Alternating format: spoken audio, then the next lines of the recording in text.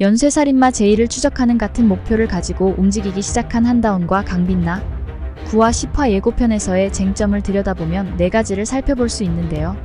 첫째, 김소영 경감의 뒤에서 총을 쏜 인물이 있는데 과연 누구일까요? 둘째, 천사인 가브리엘은 인간의 몸을 자유자재로 들어갔다 나왔다 하는데요. 악마도 과연 가능할까요? 셋째, 장문재 형사는 배신지옥 관리자 파이몬인 것으로 나오는데요. 파이몬과 베나토인 이하롱 사이에 모종의 약속이 있는 것으로 보여집니다. 과연 그것은 무엇일까요? 넷째, 황천빌라 집주인 장명숙 권사님이 수상한 태도를 보였죠. 과연 그의 정체는 무엇일까요?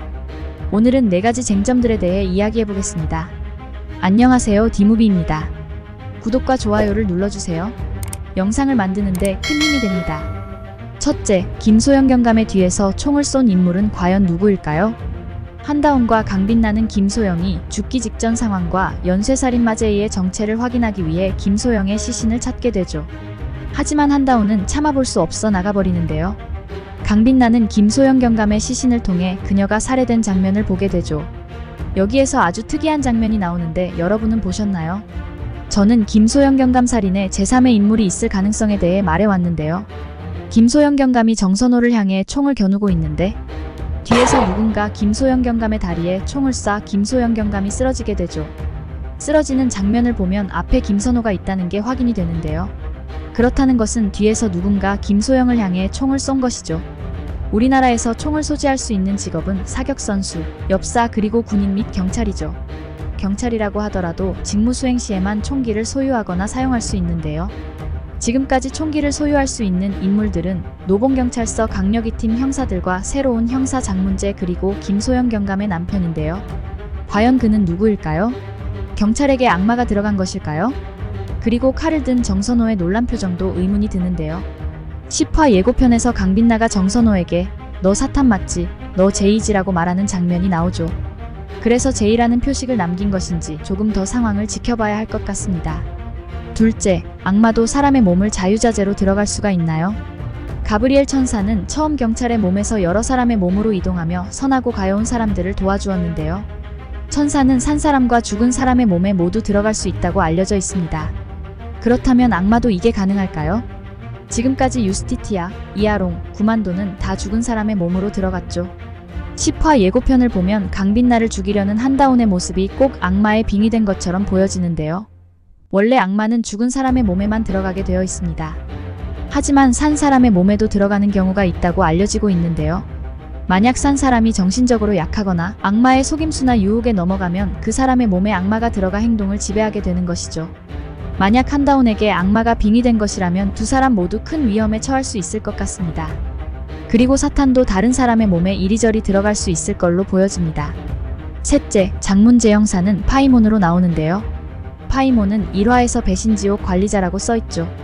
실제로 파이몬은 중간 서열의 지옥의 왕으로 불려집니다. 그리고 유스티티아보다는 서열이 낮은데요. 파이몬의 능력은 주로 인간의 마음을 읽고 그들의 의지를 굴복시키거나 조종하는 능력을 가지고 있고 인간 사이의 배신을 다루는데 능통하다고 전해지죠. 10화에서 파이몬의 정체에 대해 자세히 밝혀지지 않으면 파이몬에 대해서는 다음 영상에서 구체적으로 올리도록 하겠습니다. 이하롱은 악마 바엘의 명이라고 말을 하지만 파이몬과 이하롱 사이에 모종의 약속이 있음을 암시하는 대사가 구만도의 입에서 나오죠. 10화 예고편을 보면 악마가 한 약속을 믿으시냐며 이건 배신이라는 말이 나오죠.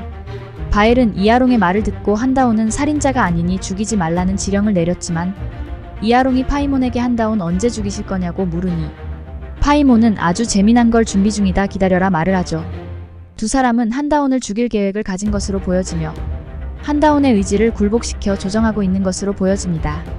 이하롱은 평소 지옥에서 존경하는 유스티티아의 걸림돌이 한다운이라고 생각해 처단하고 싶어하는 것이죠. 넷째, 황천빌라 집주인 장명숙 권사님이 수상한 태도를 보였죠. 10화 예고편에서 피 묻은 발과 산발한 머리로 주님 제 기도를 한 번만 들어주세요 라고 말을 하는 것은 좋지 못한 상황에 처한 걸 볼 수 있는데요. 누군가의 장례식장에서 어떤 남자에게 무슨 계획? 하필이면 왜? 라고 오열하죠. 장문재와 같은 장씨라 무슨 연관성이 있는지는 좀 더 지켜봐야 할 것 같은데요. 처음에는 악마에 가까운 존재가 아닐까 추측이 되었지만 연쇄살인범 제이와 연관성이 있는 것으로 나온 걸 보면 살해된 12명 중 1명이 남편으로 보여집니다. 딸이 유정임과 같은 또래이고 집안의 사진을 보면 결혼도 한 걸로 보여지는데요. 현재 남편과 딸이 모두 죽은 상태로 나오죠. 유정임의 아들 민준이가 화장실을 잘못 들어가 방문을 열려고 하는 장면에서 장명숙은 많이 놀라는데요. 그 방 안에 어떤 비밀이 숨겨져 있을 것이라는 생각이 강하게 들었습니다. 저는 지금까지 카일룸이 황천 빌라에 있다고 했는데 아무래도 카일룸밖에 없지 않을까 생각이 되어지는데요. 만약 장명숙의 남편이 남긴 유품 중 카일룸이 있고 카일룸을 가지고 있다면 그녀는 어떻게 사탄에게 들키지 않고 보관하게 되었는지도 궁금해지는데요. 누군가 도와주는 사람이 있지 않을까 생각되어집니다. 지금까지 장명숙의 인생이 순탄한 것만은 아닌 것임을 알 수 있는데요. 남편과 딸까지 모두 죽은 상황이 카일룸과 연결되어 있을지 궁금해집니다. 많은 것들을 숨겨온 장명숙의 인생이 앞으로 펼쳐질 것으로 보여지네요. 그리고 천사 중에 사탄으로부터 카일룸을 지킬 수 있는 존재는 악에 맞서 싸우고 보호하는 역할을 하며 심판의 날에는 선과 악을 구분하는 임무도 맡고 있는 수호천사인 미카엘 천사인데요. 지옥에서 온 판사 드라마에서는 가브리엘 천사는 미카엘의 수호천사인 면도 가지고 있고 라파엘 천사의 치유의 장면도 나와 우리가 알고 있던 가브리엘 천사의 모습과는 조금 달랐는데요. 만약 카일룸을 보호할 수 있게 도와주는 천사가 미카엘 천사라면 누구인지는 좀 더 지켜봐야 할 것으로 보여집니다. 앞으로 파이몬인 장문재 형사로 인해 강빈나와 한다오는 차원이 다른 위기에 빠질 것으로 보여지는데요. 더욱더 궁금해지는 10화입니다. 앞으로도 지옥에서 온 판사 리뷰는 디무비와 함께 하시기 바랍니다. 감사합니다.